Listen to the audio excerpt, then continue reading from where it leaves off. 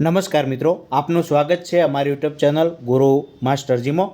ગંગા સ્વરૂપા આર્થિક સહાય યોજના કે જેનું ફોર્મ મંજૂર થયું છે કે કેમ, સહાયનું સ્ટેટસ કેવી રીતે ચેક કરી શકાય એ આજના વિડીયોની અંદર જોઈશું। તો ચાલો જોઈ લઈએ। આપ નવા હો તો ચેનલને સબસ્ક્રાઈબ કરી નાખજો। તેના માટે સૌપ્રથમ તમારે ગૂગલ સર્ચમાં જઈ અને ફક્ત NSAP લખવાનું છે, બરાબર છે।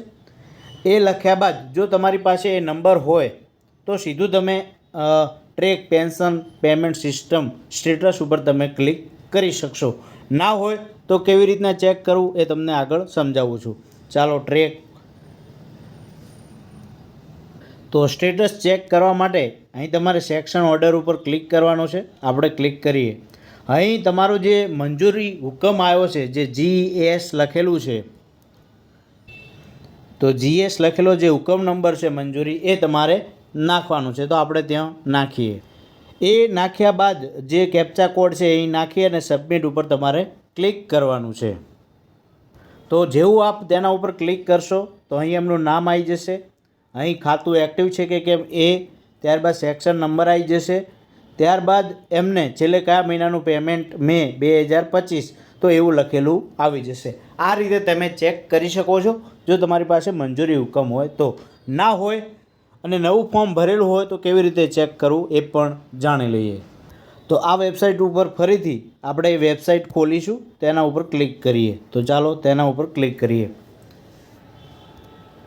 હવે એ વેબસાઇટ ખુલી ગયા બાદ તમારે અહીં ક્લિક કરવાનું છે, એટલે રિપોર્ટ લખેલું આવી જશે। તો આપણે હવે રિપોર્ટ ઉપર ક્લિક કરીએ।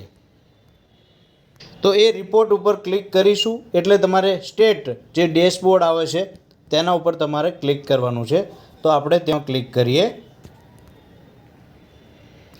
ત્યારબાદ સ્ટેટ આપણું સિલેક્ટ કરી લેવાનું છે, ગુજરાત, અને તેની અંદર ઓલની અંદર આપ જોઈ શકો છો અલગ અલગ યોજનાની તમે સ્ટેટસ ચેક કરી શકો છો, પરંતુ આપણે ગંગા સ્વરૂપ તો તેના માટે DWPS ઉપર આપણે ક્લિક કરીએ અને ત્યારબાદ કેપ્ચા કોડ નાખી અને સબમિટ ઉપર ક્લિક કરીએ। અહીં તમે રૂરલ અથવા ગ્રામીણ અથવા બોથ ઉપર તમે ક્લિક કરી શકો છો। તો આપણે હવે આગળ વધીએ।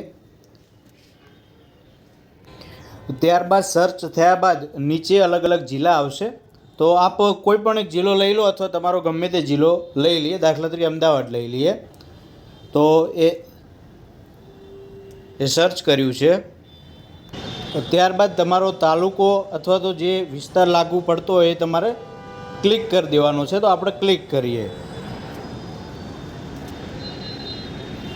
ત્યારબાદ તમારું ગ્રામ પંચાયત જે છે એ ગ્રામ પંચાયત તમારું ગામ નહીં આવે પણ તમારું જે ગ્રામ પંચાયત છે એ તમારે સર્ચ કરવાનું છે।